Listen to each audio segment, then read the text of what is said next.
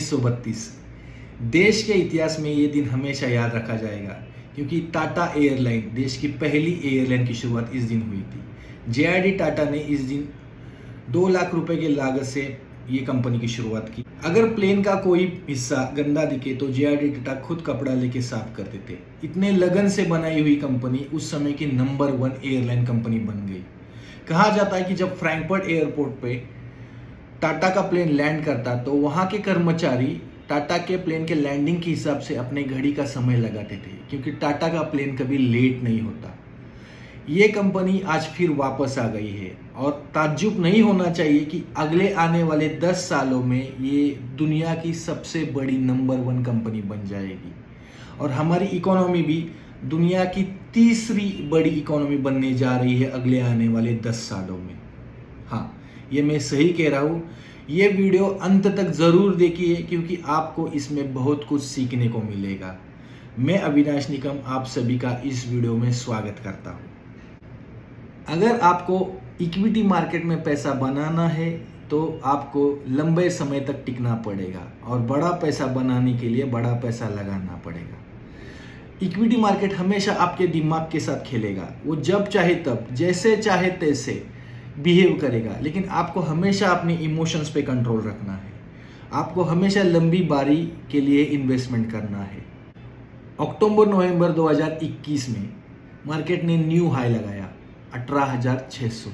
ये लेवल देख के सारे इन्वेस्टर ये कहने लगे कि ये वैल्यूएशन जस्टिफाई करता है क्या, इतने बड़े मार्केट में इन्वेस्टमेंट, इतने लेवल के ऊपर इन्वेस्टमेंट करना चाहिए कि नहीं चाहिए।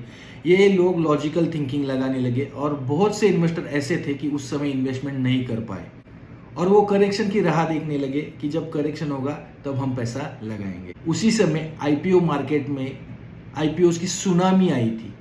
एक के बाद एक आईपीओ आ रहे थे।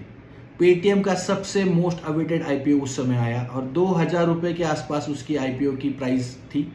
बहुत से इन्वेस्टर ने, जिनको उस समय मार्केट महंगा लग रहा था, उन्होंने उस आईपीओ में इन्वेस्टमेंट किया और ऑलमोस्ट आज के में अगर देख रहा हो तो 600 रुपये के आसपास उसकी कीमत आ गई है।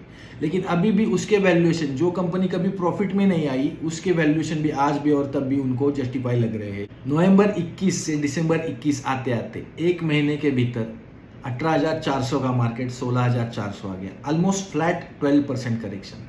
जो लोग मार्केट के करेक्शन की राह देख रहे थे, जिनको लग रहा था कि जब मार्केट करेक्ट होगा तब मैं पैसा लगाऊंगा, वो लोग अब ये कहने लगे कि और थोड़ा गिरेगा तो मैं पैसा लगाऊंगा, और थोड़ा गिरेगा तो मैं पैसा लगाऊंगा, और करेक्शन की राह की वो राह देख रहे थे। मार्केट ने एक बार फिर गुगली डाली और 16,400 का मार्केट जनवरी 22 में एक महीने के भीतर 18,000 हो गया।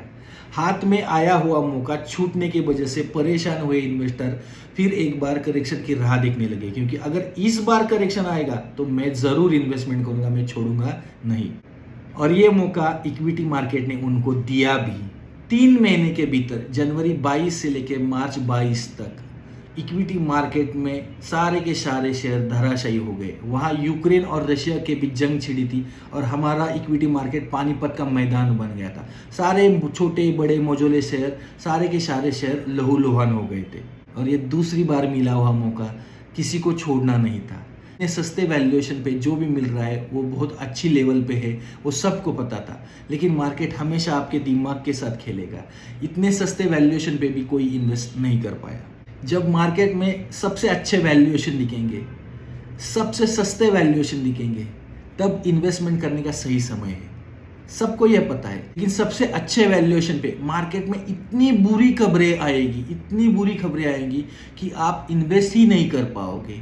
आपको पसीना आएगा, आपके हाथ कांपने लगेंगे, आपको हमेशा यह डर सताएगा कि अगर मैंने पैसा लगाया तो डूब जाएगा, और पैसा लगाने की तो छोड़ो, जो पैसा पहले से लगाया है वो ही बचा लेंगे तो बहुत कर दिया, ऐसा माहौल फैल जाएगा। आपको ये डर इतना सताएगा कि फिर एक बार आप इन्वेस्टमेंट करने का मौका छोड़ दोगे। 7 मार्च 22 से 17 मार्च 22 तक मार्केट फिर एक बार 1700 पॉइंट की रैली दे चुका है। मार्केट को कभी टाइम नहीं करना चाहिए क्योंकि ये कोई नहीं कर सकता। वॉरेन बफेट जी को भी मार्केट का बॉटम और टॉप पता नहीं है। तो मार्केट क्या है?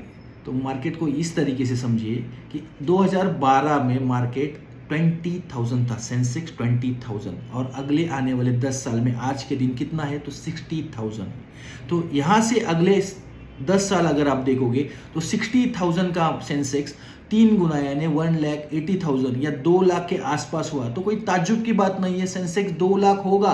अगले आने वाले 10 साल में सेंसेक्स 2 लाख होगा, क्योंकि इकोनॉमी, देश की इकोनॉमी दुनिया की तीसरी बड़ी इकोनॉमी बनने जा रही है। लेकिन सवाल यह है कि इस अपॉर्चुनिटी का फायदा कौन उठाता है।